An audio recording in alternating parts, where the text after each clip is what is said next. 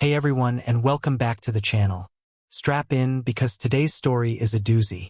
It's a tale of pettiness, power trips, and the beautiful, beautiful sound of poetic justice.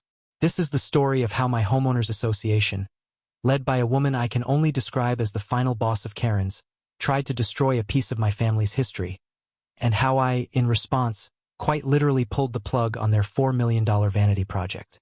I'm a pretty calm guy. I keep to myself. I mow my lawn on Saturdays, and I believe that most problems can be solved with a quiet conversation. But the Serenity Pines HOA, they operate on a different frequency. A frequency of pure, uncut bureaucracy and a pathological need to control the shade of beige you paint your mailbox. This all started, as these things often do, with something incredibly small and harmless. It was a Tuesday. I remember because the trash bins were still out. I was sipping my coffee, looking out at the backyard that slopes down to the community lake. My daughter, Lily, who was 7 at the time, had just gotten a garden gnome from her grandma. It wasn't fancy. His name was Barnaby. He had a slightly lopsided red hat, and he held a tiny fishing rod. Lily adored him. We placed him by the old wooden footbridge that spans a small creek feeding into the lake. That bridge, it's not just a bridge.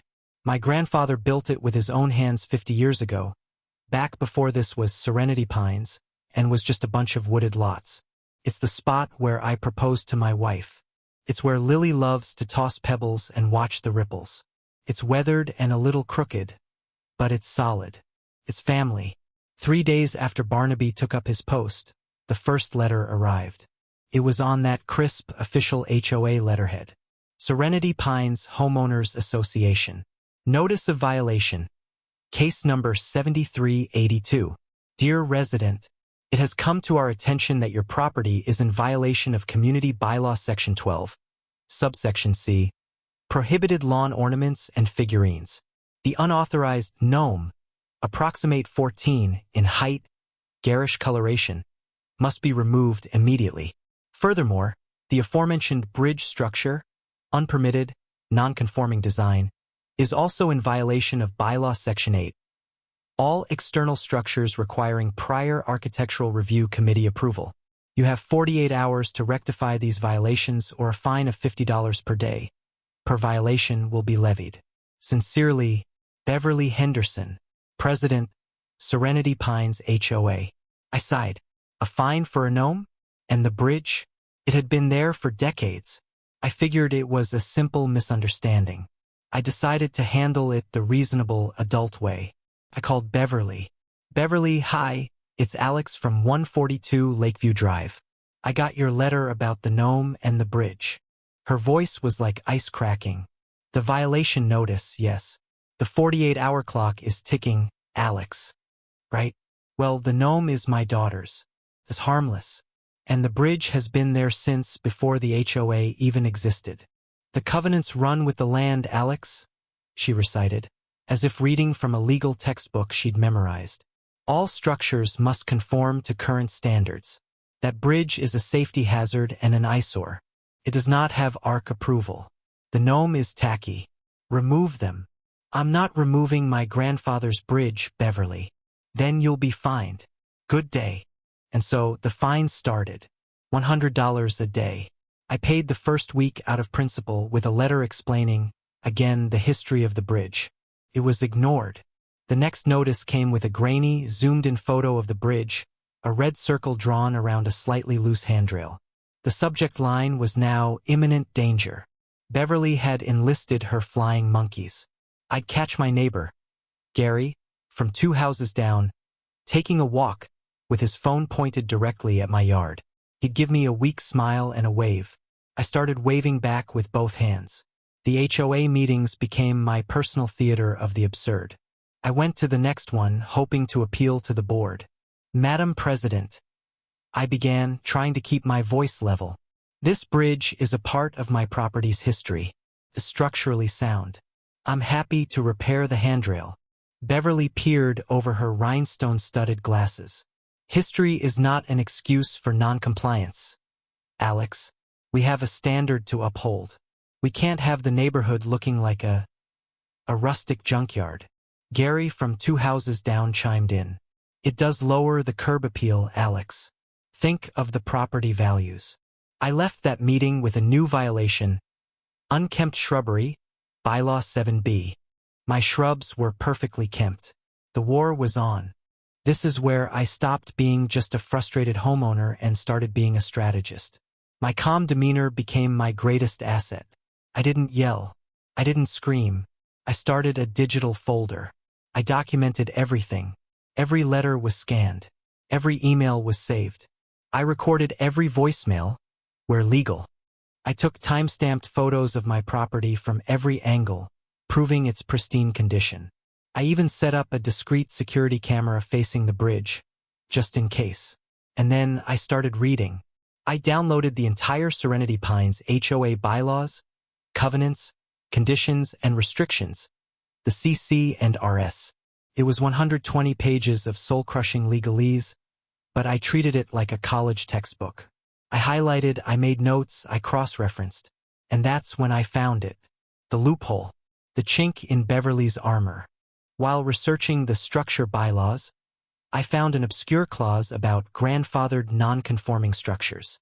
Basically, if something was built before the HOA was established, it was exempt, unless it was deemed a genuine and immediate safety hazard. The burden of proof for that hazard was on the HOA. They'd need a certified engineer's report. They didn't have one. They had a grainy photo from Gary's phone. But the real goldmine was buried in the sections about common areas and community assets. Serenity Pines wasn't just the houses. It included the lake, the parks, and the old, mostly forgotten irrigation dam at the far end of the lake. The dam that controlled the entire water level. And then I saw Beverly's house. Or, more specifically, her water feature. According to the bylaws, no resident could alter the shoreline or install permanent structures in the lakebed. But Beverly, whose property was on the opposite, more prestigious side of the lake, had a gorgeous, professionally built stone dock and a boathouse. A quick check of the ARC meeting minutes, which I had to formally request, much to Beverly's annoyance, showed no record of any approval for that dock. The HOA president was in blatant violation of her own rules. The next HOA meeting was packed. The air was thick with tension. Beverly gavelled the meeting to order, a smug smile on her face. Now, under old business, she announced, we have the continued non-compliance of resident Alex at 142 Lakeview. The board has voted to proceed with a lien on the property for unpaid fines, which now total $4,850. A few people gasped. I just smiled. Madam President, I said, standing up, before you do that, I'd like to clarify a few points for the community. Beverly sighed dramatically. Alex, we've been over this. We have, but we haven't been over this. I held up a printed copy of the bylaws.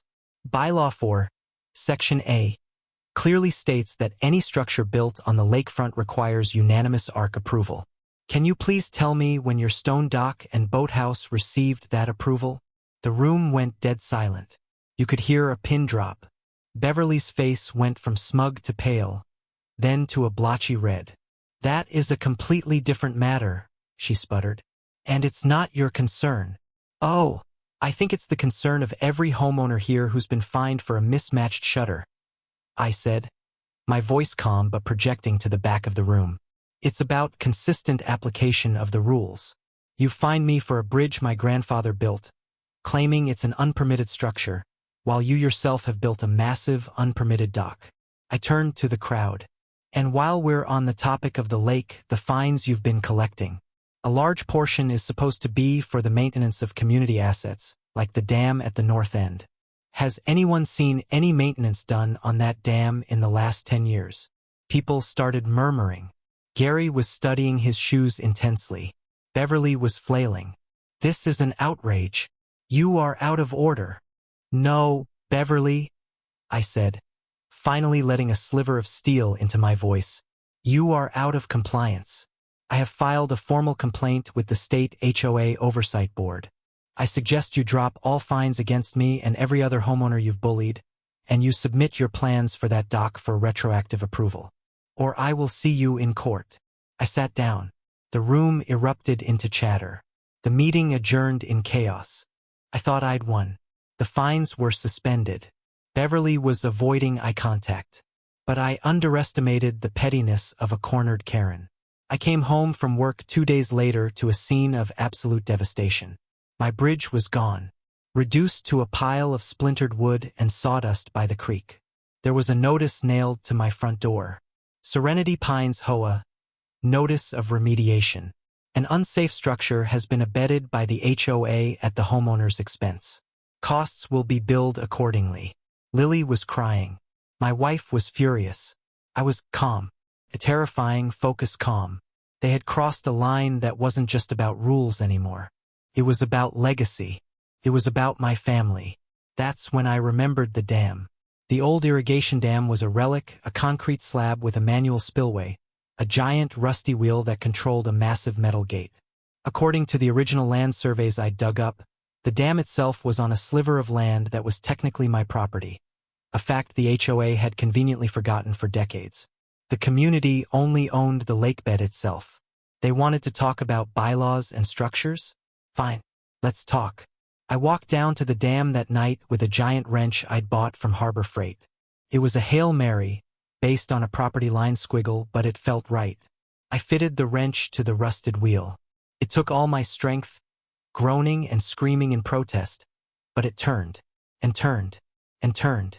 With a final, shuddering groan, the spillway gate lowered. Water began to rush out, at first a trickle, then a torrent, into the overflow channel that led to the river beyond. I went home and slept the sleep of the just. The next morning, all hell broke loose. The lake wasn't just low. It was draining, rapidly. By noon, the shoreline had receded by 20 feet. By 3 p.m., the prestigious side of the lake was a spectacle of mud, exposed beer cans, and Beverly's beautiful unpermitted stone dock and boathouse, now standing comically high and dry, a full 50 feet from the water's edge. It looked ridiculous. The community Facebook group exploded. People weren't mad at me. They were furious at the HOA. Their lakefront property was now mudflat property.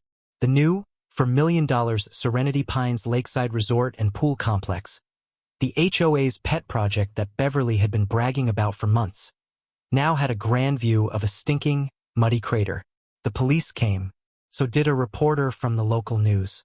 When they asked me why I did it, I simply showed them my property deed, highlighting the dam's location, and a copy of the HOA bylaw stating that homeowners are responsible for maintaining structures on their own property.